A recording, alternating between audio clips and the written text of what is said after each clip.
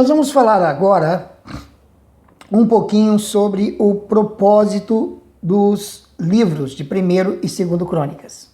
Bom, o livro ele tem fundamentalmente dois propósitos, um histórico e outro canônico. O primeiro não é o de continuar a história de Israel, mas de apresentar de modo sucinto a história dentro de uma visão divina. Por isso, ele principia por Adão. O autor, embora compile os livros históricos de Samuel e Reis, omite muitas histórias referentes às guerras, à política e aos pecados do povo, pondo sua ênfase aos levitas, à adoração do templo, assunto este que era, evidentemente, de seu maior interesse. Ele também coloca ênfase no arrependimento e suas respectivas bênçãos e na soberania de Deus para controlar os acontecimentos da história. Então, na concepção do autor, né, ou do compilador desses livros, Deus é o Senhor da história. É Deus que vai dar a direção. E é assim que nós cremos também. Nós cremos que, conquanto muitos aspectos da história da humanidade parecem não estar debaixo do controle de Deus, mas a realidade é bem outra. Deus está no controle de todas as coisas. Quanto ao propósito canônico, Esdras tem como finalidade, nos livros de crônicas, repetir de forma sintetizada a história do Antigo Testamento. E ele faz isso apenas para lembrar às gerações futuras que Deus deve ser sempre o alvo principal das atenções do seu povo Israel. Então, Deus é o alvo principal.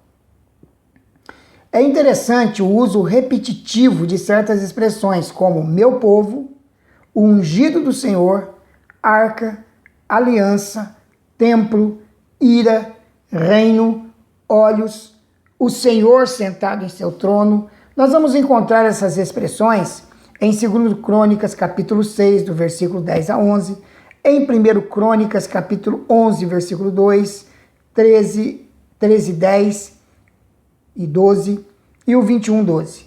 Tá bom? Nós vamos encontrar essas expressões que dão uma ênfase ao divino.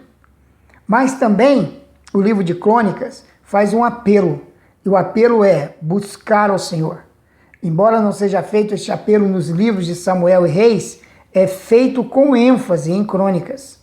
É raro o crente que não conheça 2 Crônicas 7,14, que é o versículo-chave do livro, né? 2 Crônicas 7,14.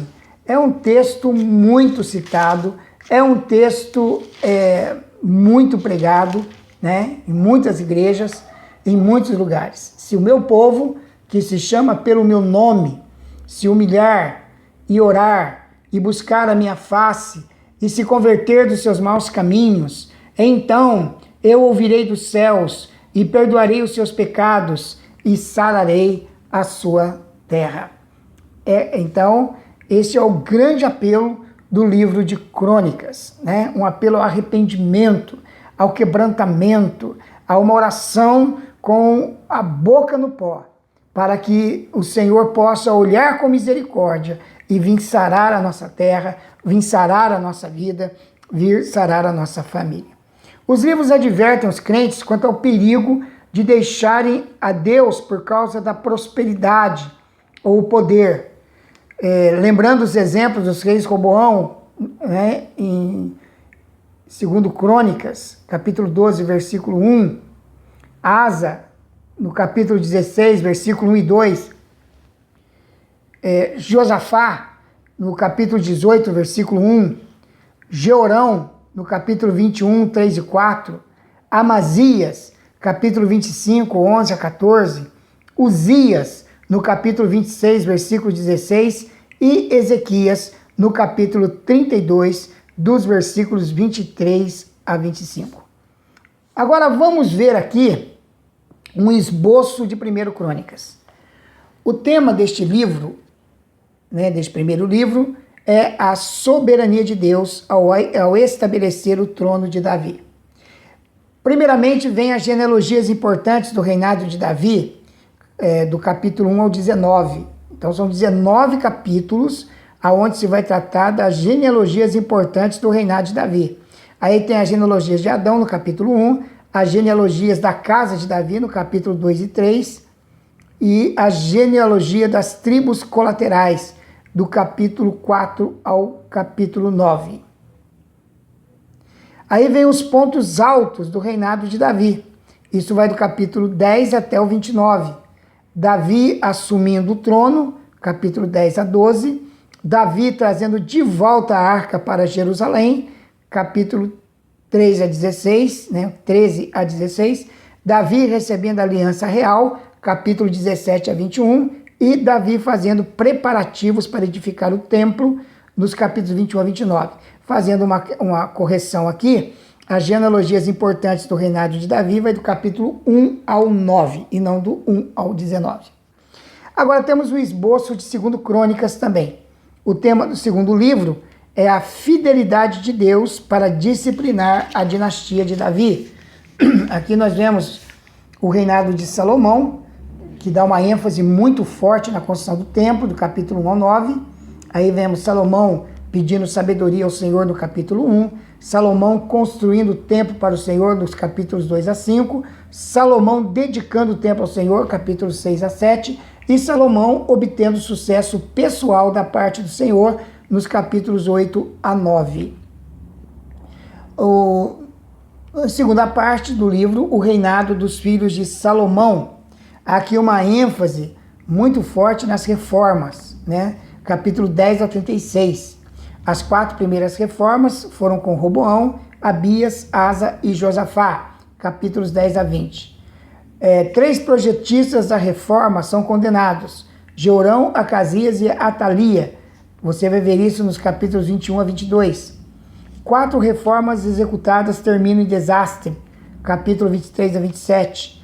Idolatria e recusa de Acás em atender ao Senhor, capítulo 28. Reforma energética e apressada de Ezequias, capítulo 29 a 32. Idolatria e reforma atrasada de Manassés, capítulo 33.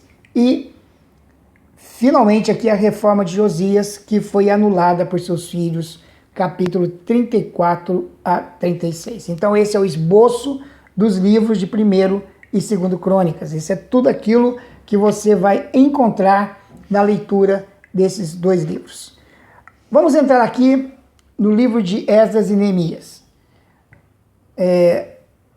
Neemias é uma abreviação do nome hebraico Azarias e significa ajuda. Há na Bíblia 3 personagens com este nome. Um homem da linhagem de Caleb, que às vezes é chamado também de Ezra, em 1 Crônicas 4:17. Um sacerdote, chefe de 22 turnos sacerdotais, que retornou da Babilônia com Zorobabel e Josué, Neemias 12:1. E Esdras, do livro de Esdras, sacerdote hebreu do período persa, que viveu na Babilônia e liderou a 2ª expedição de judeus que voltou do cativeiro.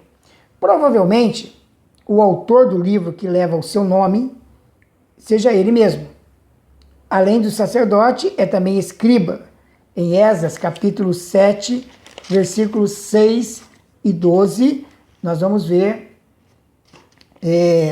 esta afirmação a respeito de Esdras, capítulo 7, versículo 6.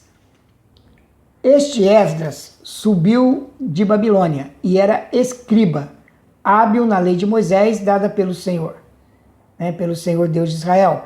E, segundo a mão do Senhor, seu Deus, que estava sobre ele, o rei lhe deu tudo o que lhe pedia. Também no versículo 12, Artaxerxes, rei dos reis, ao sacerdote Esdras, escriba da lei de Deus, o céu, paz perfeita. Então, Esdras era escriba e sacerdote. Nos últimos capítulos do livro, fala na primeira pessoa do singular, né? Esdras era filho de Finéias e neto de Arão. Isso está no capítulo 7, versículo de 1 a 5. Seu ofício era escriba. Devia ser secretário oficial da corte persa. Mais tarde tornou-se exilarca, uma espécie de conselheiro do rei. Neemias 11, 24 traz uma nota sobre isso. Homem espiritual, dedicado às leis de Deus, conforme o capítulo 7, versículo 10, sentiu-se impelido a ajudar o seu povo, que retornou do cativeiro babilônico. Protegido pelo rei Artaxerxes, foi comissionado a prestar serviços ao seu povo em sua terra. Ele é contemporâneo de Neemias, ainda que alguns eruditos o situam em épocas um pouco distantes. Esdras por volta de 432 a.C. e Neemias por volta de 458 a.C. Parte de sua história está registrada em Neemias. Ok? Nós vamos ficar por aqui. No nosso próximo encontro retornaremos a falar dos livros de Esdras e Neemias. Lembrando que você poderá também acessar as nossas aulas da escola, do curso intensivo de teologia, no nosso canal no YouTube, canal Palavra Viva. Você pode entrar lá, inscrever-se e acompanhar também gratuitamente as nossas aulas. Um grande abraço e até o nosso próximo encontro. Que Deus o abençoe ricamente, meu querido. Receba aí onde você estiver a bênção do Senhor. Eu oro ao Senhor agora e o abençoo em nome de Jesus, declarando a prosperidade, a bênção, a paz do Senhor sobre a tua vida, sobre a vida da tua família e sobre o teu ministério, em nome de Jesus.